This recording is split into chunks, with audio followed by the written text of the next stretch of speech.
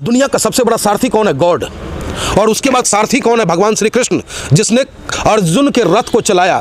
सारथी means driver. भागेंगे तो public वहाँ मार देगा, तो आप बचाइएगा।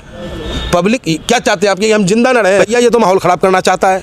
दूसरा कह देंगे इसे भगवान राम का मंदिर बनता हुआ अच्छा नहीं लग रहा। जिला अधिकारी महोदय गाजियाबाद के द्वारा महामहिम राष्ट्रपति महोदय को भारत सरकार के द्वारा गरीब विरोधी, कमजोर विरोधी, अमीर समर्थक कानून धारा 106(2) जो ड्राइवर के खिलाफ जाता है, वाहन चालक के खिलाफ जाता है कि भाई अगर एक्सीडेंट हो गया, भाग गए तो 10 लाख रुपए जुर्माना और 7 साल से जेल, और घटना स्थल पे अगर रह गए तो मुफ्त में डेथ वारंट। बताओ, अगर एक्सीडेंट हो जाए क्या ड्राइवर वहां रुक पाएगा? क्या हमारे देश के लोग इतने सहिष्णु हैं? यहाँ राह चलते तो गाय, बकरी, भैंस को देख करके ठोक पीट करके मॉब लिंचिंग करके हत्या कर दी जाती है।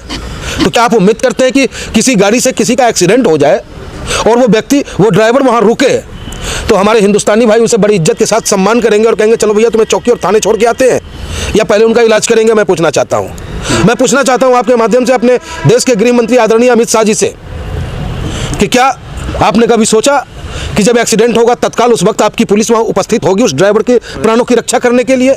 नहीं हो सकती। तो जब नहीं हो सकती तो इस काले कानून को लाने का मकसद क्या है? क्या हम गरीब हिंदुस्तानियों को अपना गुलाम बनाना चाहते हैं? क्या हमें जेल में रख करके हमसे कुटीर उद्योग आगे बढ़वाना चाहते हैं? कानून आया कहाँ? आप लोग हंगामा पहले करने लगते हैं, कानून बनता नहीं। कानून तो पास हो चुका ना।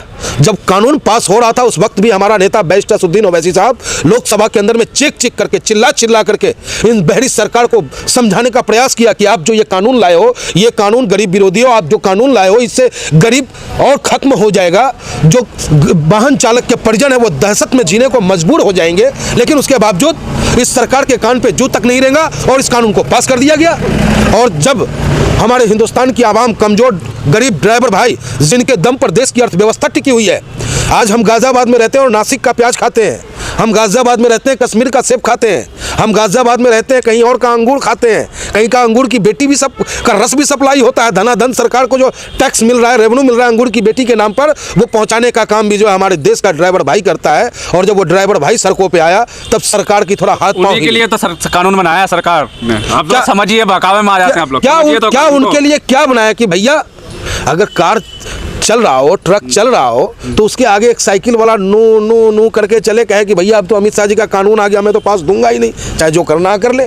किस स्थिति में ले जाना चाहते हो आप? एक तरफ तो आप डिजिटल इंडिया की बात करते हो, फास्ट इंडिया की बात करते हो, एक तरफ कहते हो कि जो वंदे भारत और वंदे भारत नमो ट्रेन, न जाने कौन सा ट्रेन 160 की स्पीड में चलाने की बात करते हो, एक जगह से दूसरे गंतव्य स्थान तक फटाफट पहुंचा जाए। और दूसरी तरफ आप जो देश की अर्थव्यवस्था को मजबूत करने में महत्वपूर्ण भूमिका ये हमारे ड्राइवर भाई ये भी गाड़ी चलाते हैं, इनसे भी ठुक पिट गया तो गए काम से। खैर इनके पास तो सरकारी माल ही दे देंगे, इनको पेंशन मिलेगा। पंडित जी लाइसेंस आपके पास है, विरोध ड्राइवर क्यों कर रहा है? यही तो बात है। मैं यही तो आपके माध्यम से समझाना चाहता हूँ ना मंच मिला है कि साहब इससे सिर्फ ड्राइवर को ही दुखी नहीं है, जो स्विगी जोमेटो से जो फास्ट डिलीवरी आपके घर पे लेके आता है वो भी उसी धारे में आते हैं। जो किसी साहब के यहाँ कार चलाते हैं, अमित शाह जी का भी कोई ड्राइवर होगा, अगर उसके कार से भी हो गया ना तो खेल वहीं जाके रुकेगा, धारा बराबर काम करेगा। खीरा का चोर हो या हीरा का चोर, धारा 420 से लगना है। तो भैया समझो, जागो, ये सरकार एक एक करके सबको तोड़ देगी। अगर नहीं समझे, नहीं संभले तो भैया यूं ही पिटते लुटते रहोगे। आज 80 करोड़ लोग 5 किलो राशन लेने को मजबूर हो गए हैं इस सरकार में। इससे भी बड़ा दयनीय स्थिति क्या हो सकती है? तो आप अभी यूएन की रिपोर्ट आई है, उसमें कहा गया कि 74% आबादी ऐसी है जिसे भरपेट खाना नहीं मिलता। तो ऐसी स्थिति में 7 लाख रुपए। अच्छा, यूएन की रिपोर्ट पे ही भरोसा क्यों करते हो? हाथ कंगन को आरसी का पढ़े लिखो, आप अपने चेहरे की चमक देखो। आप अभी नया शादी हुआ लेकिन चेहरे का चमक अभी उड़ रहा है आपका। क्यों उड़ रहा है? क्योंकि आर्थिक इनकम नहीं है। हमारे चेहरे को देख लो आप।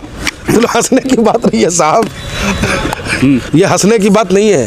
ये हिंदुस्तान के उन 80 करोड़ लोगों की कमाई मात्र 10% लोगों के हाथों में चला गया है।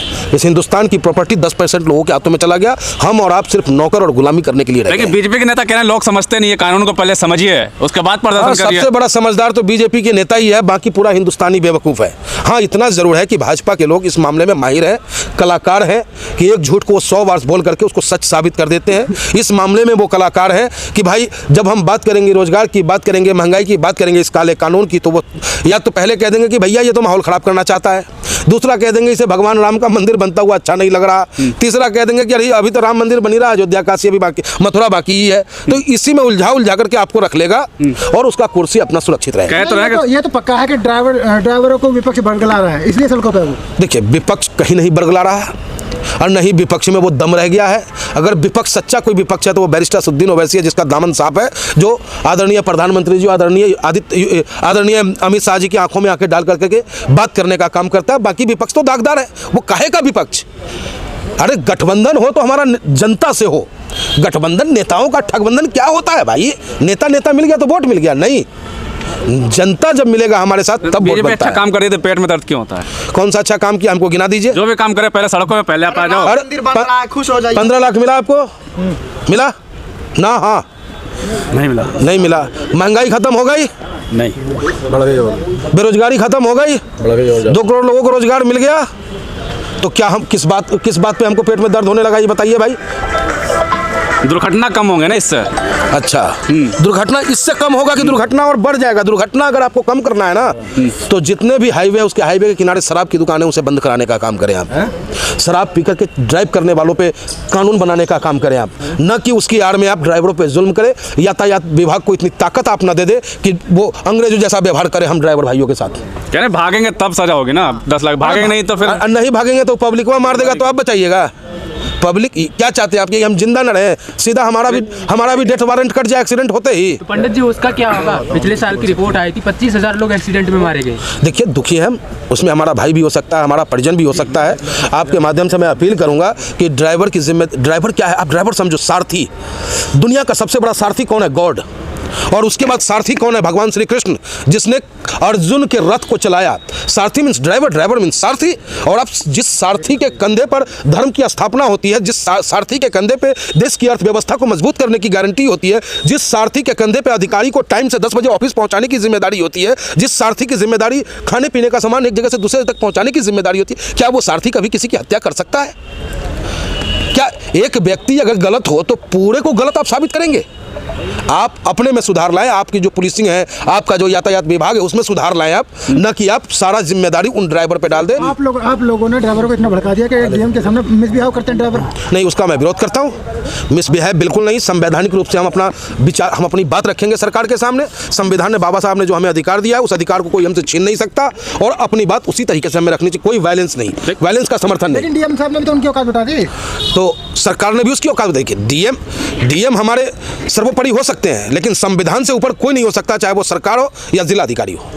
नितिन गडकरी के बोल अलग लग रहे हैं। वो कह रहे हैं कि इस कानून से कुछ ना कुछ नुकसान होगा, आम लोगों का नुकसान होगा। क्या दो फाइट होगी बीजेपी में? नितिन गडकरी जी ही एक ऐसे नेता हैं जिनको मैं सम्मान देता हूं, क्योंकि वो जो कहते हैं सच कहते हैं, काम करने का तरीका भी उन्हें लोगों को पसंद आता है। और नितिन गडकरी जी दबे जुबान से ही वो सच बोल जाते हैं, और अगर वो बोल गए हैं तो समझ लो कि थोड़ा नुकसान नहीं, बहुत ज़्यादा नुकसान होने जा रहा है। कुछ लोग ये भी कह रहे हैं कि देश में जब शुभ काम होता है तो ये जो है तोड़ो टुकड़े गैंग वाले सड़कों पे उतर जाते हैं। 22 तारीख को शुभ काम होना है और टुकड़े गैंग सड़क पे है। देखिए, आप हमें टुकड़े गैंग कह दो, किसान देश का अन्नदाता, देश का अन्नदाता किसान जब सड़कों पे आता है तो आप खालिस्तानी भी कहते हो, आतंकवादी भी कहते हो, आंदोलनजीवी भी कहते हो, लेकिन जब आपको ये बात समझ में आती है तो आप बैकफुट पे वापस आ जाते हो। काम हो रहा है ना 22 तारीख। देखिए, शुभ काम पूरे हिंदुस्तान उसको समर्थन कर रहा है, लेकिन मैं आपके माध्यम से कहना चाहता हूँ कि क्या वो जो भगवान राम के मंदिर का निर्माण हो रहा है, वो राम मंदिर का निर्माण भारतीय जनता पार्टी करा रही है या माननीय सुप्रीम कोर्ट का सम्मान हिंदुस्तान की आवाम ने किया और आज भव्य मंदिर का निर्माण हो रहा है? तो अगर सैल्यूट का पात्र कोई है तो हिंदुस्तान की आवाम है।